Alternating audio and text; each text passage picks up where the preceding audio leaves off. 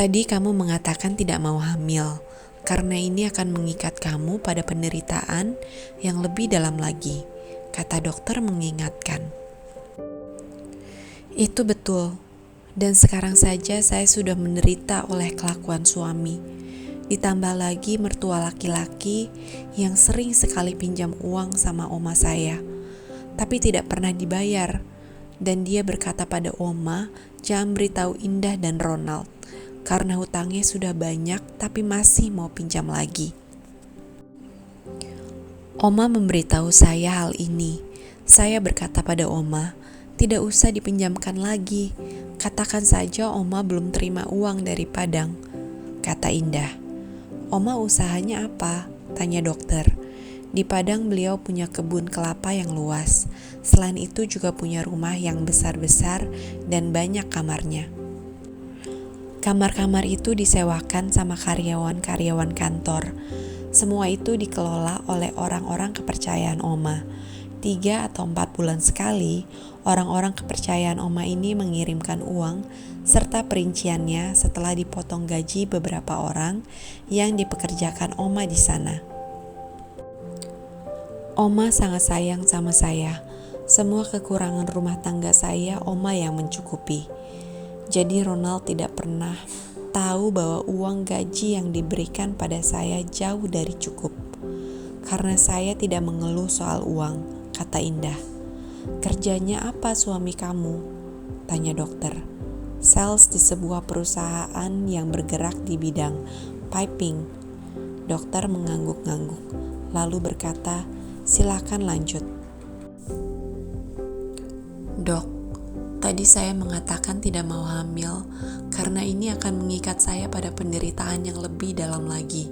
Artinya penderitaan yang ada sudah dalam. Saya tidak mau menambahkannya lagi karena anak saya butuh ibunya. Kalau bukan tanggung jawab sebagai ibu, saya tidak kuat. Begitu banyak masalah yang menghimpit saya, kata Indah. Sekarang saya minta kamu ceritakan pada saya semua masalah kamu, kata dokter serius. Semua? Tidak hanya alasan untuk mengeluarkan ini, tanya Indah sambil menunjuk perutnya. Semua saja, kata dokter serius. Terima kasih dok, saya memang sangat membutuhkan telinga yang mau mendengarkan beban pikiran saya selama ini. Karena sudah lama sekali saya tidak mempunyai teman untuk menceritakan masalah saya. Dulu ada Anissa namanya, dia teman dari kami masih duduk di bangku SMA.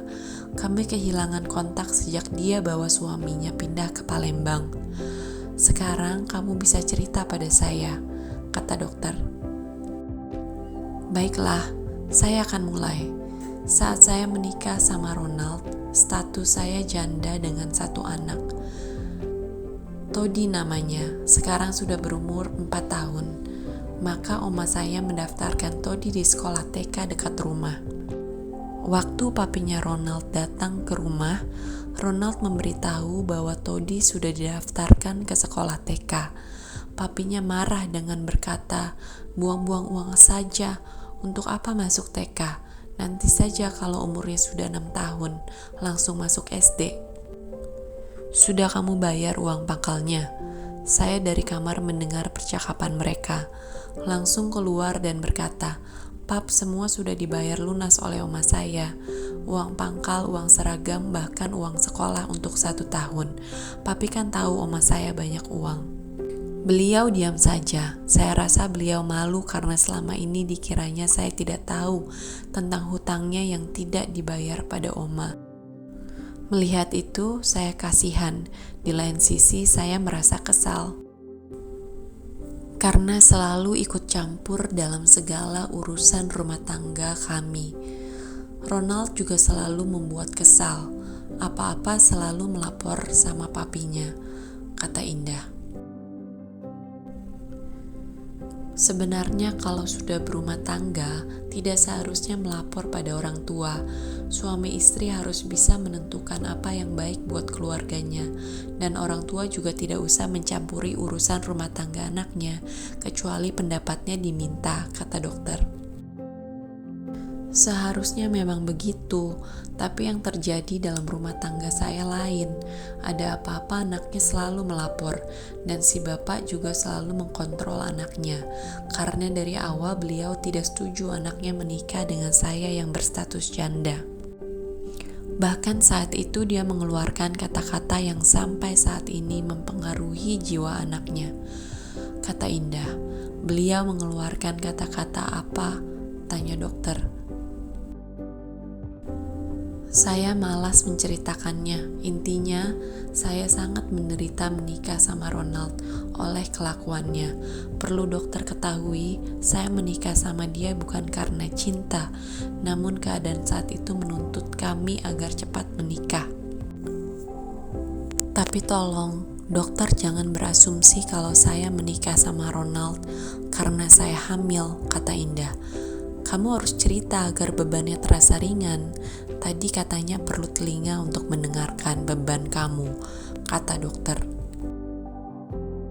Iya, mungkin di lain waktu kalau ada kesempatan. Sekarang pikiran saya terfokus pada yang ada di perut saya ini. Saya mohon pada dokter tolong saya untuk mengeluarkannya, karena ada banyak alasan bagi saya untuk tidak mau hamil lagi. Dokter kan sudah mendengar sedikit tadi penjelasan saya, tapi alasan yang paling kuat bagi saya untuk mengeluarkannya karena saya takut bayi ini akan cacat, kata Indah.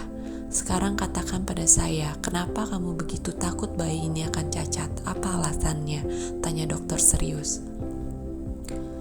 Sebenarnya saya malu menceritakannya, karena kejadian itu sempat membuat saya mengamuk seperti orang gila.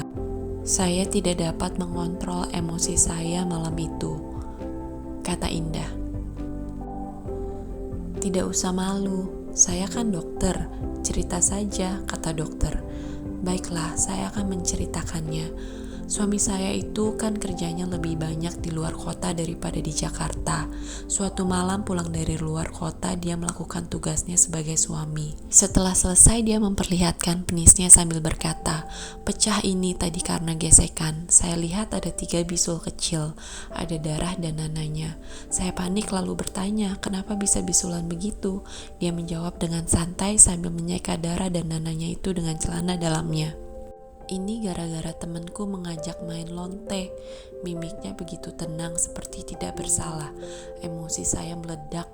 Kurang ajar, kamu tidak punya otak. Sudah tahu ada bisul, kenapa kamu tiduri aku?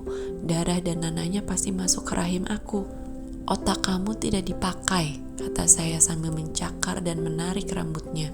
Dia berusaha melepaskan tangan saya dari rambutnya sambil berkata, kenapa begitu marahnya kamu? Aku kan kawin sama kamu sudah janda. Saya naik darah mendengarkan perkataannya.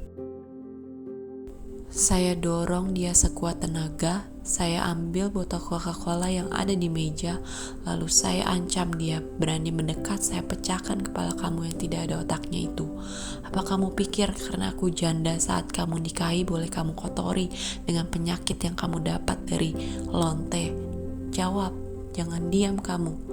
Mau aku lempar dulu mulut kamu yang kurang ajar itu baru menjawab, kata saya sambil mengarahkan botol ke mukanya. Jangan main-main, itu bahaya. Lalu dengan cepat dia bergerak merebut botol itu. Saya pertahankan botol itu dengan menggigit tangannya. Dia berteriak kesakitan. Akhirnya saya terpaksa melepaskan botol itu karena mendengar pintu diketuk. Dia segera menyambar handuk karena dia tidak pakai apa-apa. Lalu dibukanya pintu. Ada apa, Pak? Dengan nada tinggi. Kok sampean tanya saya? Saya yang seharusnya bertanya, karena kalian sudah membuat keributan di rumah saya, kata bapak dengan nada lebih tinggi. Saya segera menengahi, saya dorong Ronald sampai dia masuk. Setelah dia masuk, saya tutup pintu dari luar lalu berkata, maafkan kami Pak sudah membuat bapak dan keluarga terganggu. Seharusnya begitu, tidak seperti suami kamu itu, malah membentak saya, kata si bapak yang punya rumah. Sekali lagi saya minta maaf atas nama suami saya, Pak. Ya sudah, kata si bapak lalu pergi. Kalau saya tidak cepat menangani dan minta maaf, pasti kami diusir malam itu. Jadi tambah masalah lagi. Saya masih bisa berpikir ke situ, walau sedang panik memikirkan darah dan nanah yang sudah masuk ke rahim saya, kata Indah. Kamu wanita cerdas, cepat tanggap. Dalam keadaan panik pun masih bisa berpikir untuk mencegah terjadinya masalah baru, kata dokter. Mungkin karena saya berada di samping suami yang kelakuan dan mulutnya tidak terkontrol, sehingga otak saya terlatih menjadi cepat tanggap untuk mencegah hal-hal buruk yang terjadi. Ya, kata dokter sambil mengangguk-angguk. Sekarang dokter sudah tahu kan kenapa saya begitu takut bayi ini akan cacat. Alasannya yaitu karena penyakit yang didapat Ronald di luar kota akibat kelakuannya yang tidak terkontrol itu. Untuk mencegah hal buruk yang akan terjadi dalam hidup saya mohon pada dokter untuk menolong saya karena saya tidak mau menambah penderitaan lagi. Baiklah, dokter segera ke kasir membayar makanan dan minuman. Setelah itu mereka meninggalkan restoran. Sampai di mobil, dokter mengeluarkan 2 plastik klip kecil dari tasnya, lalu diberikan pada Indah. Indah menerima 2 plastik kecil yang berisi obat itu lalu membaca aturannya. Setelah itu bertanya, 3 hari pasti keluar dok? Kalau tidak keluar bagaimana? Temui saya lagi di hari keempat. Sekarang saya hantar kamu pulang ya, kata dokter sambil menghidupkan mesin mobil meluncur meninggalkan area airport Kemayoran. Indah, dokter memanggil nama Indah. Iya dok, saut Indah. Boleh saya bertanya sesuatu? Silakan, kata Indah. Dengan kondisi rumah tangga yang kamu ceritakan tadi, apa pernah kamu minta berpisah? Sering sekali, jawabnya selalu begini. Aku tidak mau menceraikan kamu karena aku sayang dan cinta sama kamu. Lalu dia pergi setengah sampai 1 jam, pulangnya bawa makanan. Kemudian seperti tidak terjadi apa-apa sebelumnya. Dia mencoba menyuapi saya, itu membuat saya sangat jengkel.